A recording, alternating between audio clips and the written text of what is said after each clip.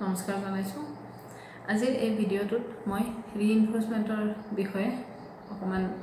আপোনালোকৰ আগত ক'ব ওলাইছোঁ। ৰিইনফোৰ্সমেণ্ট কি হয়,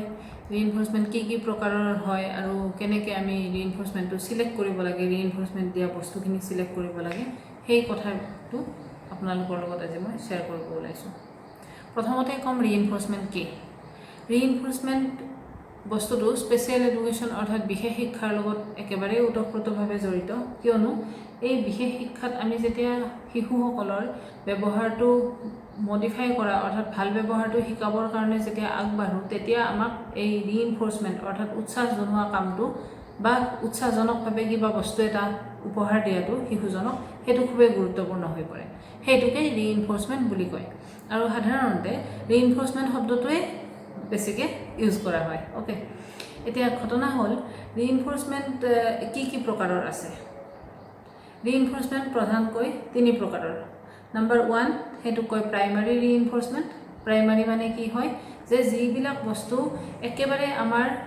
জীৱনৰ কাৰণে খুবেই দৰকাৰী, দৈনন্দিন জীৱনত আমাক খুবেই দৰকাৰী, তেনেকুৱা বস্তুবিলাককে আমি প্ৰাইমাৰী ৰিইনফোৰ্সমেণ্ট বুলি কওঁ। ধৰি লওক কিবা এটা খোৱা বস্তু, কিবা এটা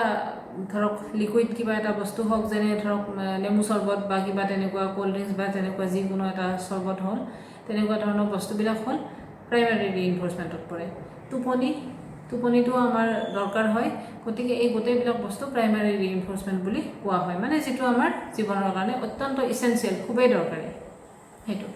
2 নম্বৰত আহে ছেকেণ্ডাৰী ৰিইনফোৰ্সমেণ্ট। ছেকেণ্ডাৰী মানে কি হয়, যে এই ৰিইনফোৰ্সমেণ্টটোক প্ৰাইমাৰী ৰিইনফোৰ্সমেণ্ট কিবা এটাৰ লগত সংলগ্ন কৰিহে আমি দিওঁ। ফৰ এক্সাম্পল,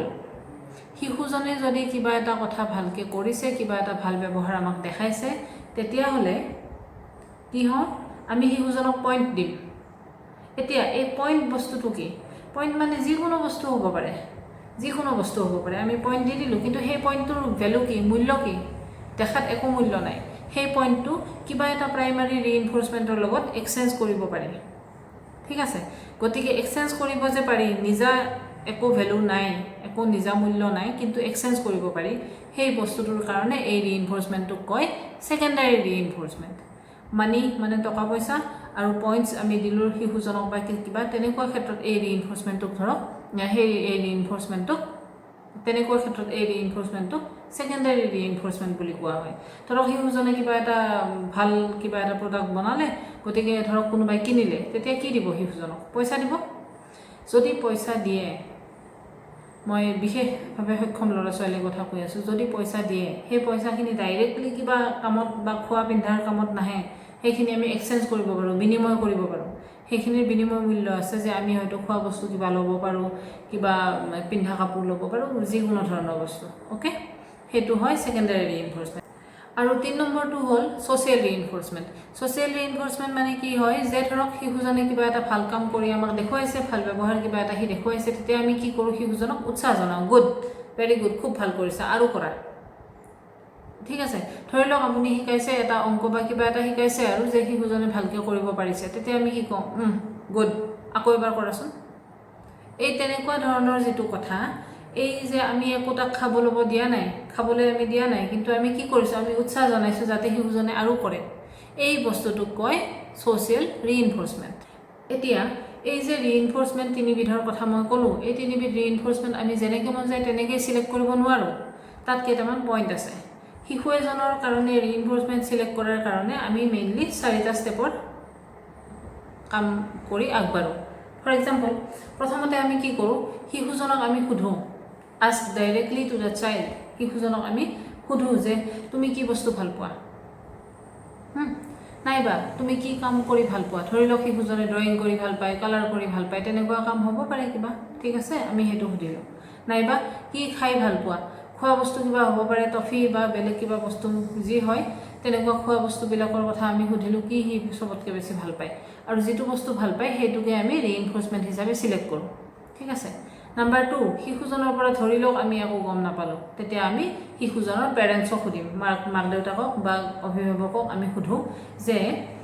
শিশুজনৰ ইণ্টাৰেষ্ট কিহত, কি খাই ভাল পায় বা কি কাম কৰি ভাল পায়। এই একেখিনি কথা আমি গাৰ্জেনজনৰ পৰা বা পিতৃ মাতৃৰ পৰা আমি জানিব চেষ্টা কৰোঁ।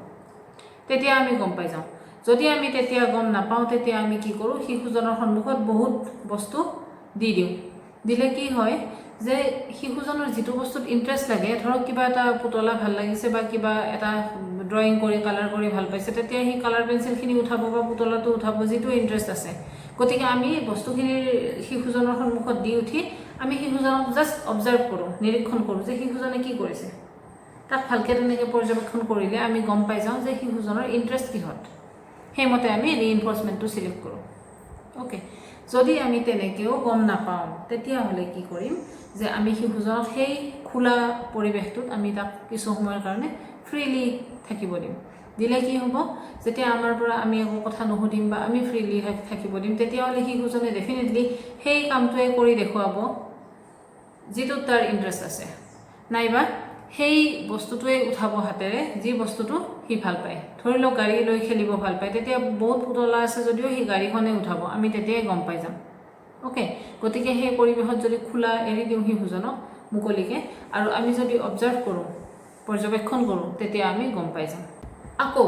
ৰিইনফৰ্চমেণ্টটো আমি যেতিয়া দিওঁ শিশুজনক তেতিয়া আমি কেইটামান কথা মনত ৰাখিব লাগে মানে সেই কথাকেইটা কেতিয়াও আমি স্কিপ কৰিব নালাগে পাহৰিব নালাগে প্ৰথম কথা হ'ল কণ্টিনজেঞ্চি শব্দটোৰ মানে এইটো যে শিশুজনে যেতিয়াই ভাল ব্যৱহাৰটো দেখুৱায় ঠিক আছে যিটো আমি টাৰ্গেট হিচাপে লৈছোঁ সেই ভাল ব্যৱহাৰটো যেতিয়াই শিশুজনে দেখুৱায় তেতিয়াহে আমি তাক ৰিইনফৰ্চমেণ্টটো দিম বাকী সময়ত আমি নিদিওঁ 2 নম্বৰ ইমিডিয়েচি মানে শিশুজনে ভাল ব্যৱহাৰটো দেখুৱাৰ লগে লগে কিবা এটা গুড বিহেভিয়াৰ আমি ৰাখিছোঁ টাৰ্গেট বুলি যে এই ব্যৱহাৰটো শিশুজনক শিকাব লাগিব সেই ব্যৱহাৰটো শিশুজনে কৰি দেখুৱাৰ লগে লগে ইমিডিয়েটলি আমি ৰিইনফৰ্চমেণ্ট অৰ্থাৎ পুৰস্কাৰটো তাক দি দিওঁ অ'কে সেইটো এনেকুৱা নহয় যে পিছত দিম দিয়া একেলগে এনেকুৱা কথা নহয় ঠিক আছে পিছত দিয়া কথা নহয় সেইটো লগে লগে দিব লাগে নম্বৰ 3 হ'ল কনচিষ্টেঞ্চি মানে শিশুজনে যেতিয়াই গুড বিহেভিয়াৰটো দেখুৱাব ভাল কামটো কৰি দেখুৱাব তেতিয়াই তাক আমি পুৰস্কাৰটো দিম ৰিৱাৰ্ড অৰ্থাৎ ৰিইনফৰ্চমেণ্টটো আমি দিম কিন্তু তাত দিওঁতে এবাৰো স্কিপ হ'ব নালাগে যে এবাৰ দিলোঁ পিছৰবাৰ মই পাহৰি থাকিলোঁ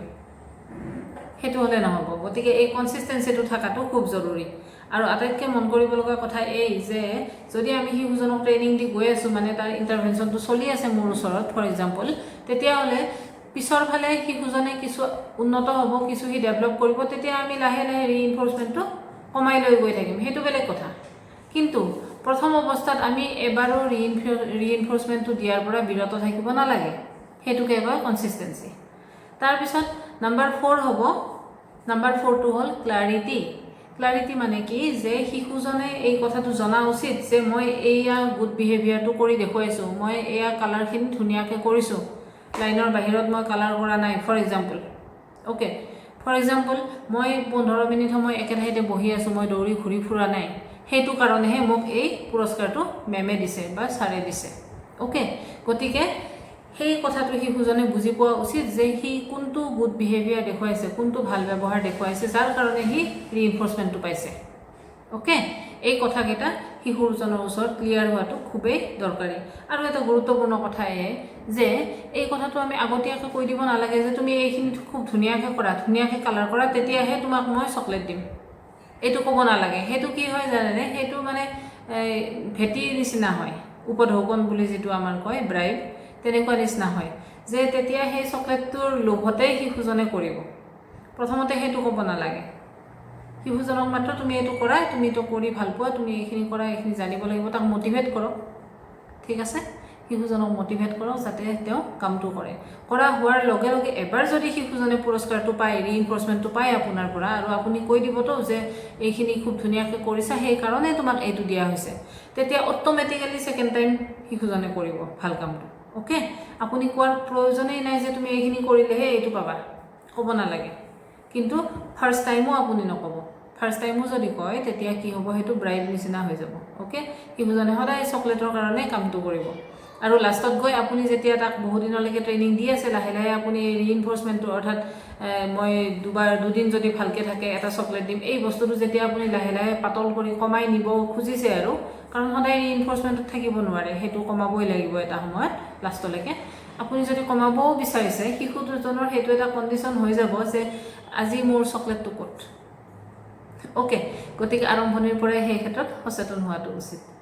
ওকে গতিকে এইটো খণ্ডত মই ইমানখিনি আপোনালোকৰ লগত শ্বেয়াৰ কৰিলোঁ খুব সোনকালে বেলেগ কিবা এটা বিষয় লৈ পুনৰ লগ পাম ধন্যবাদ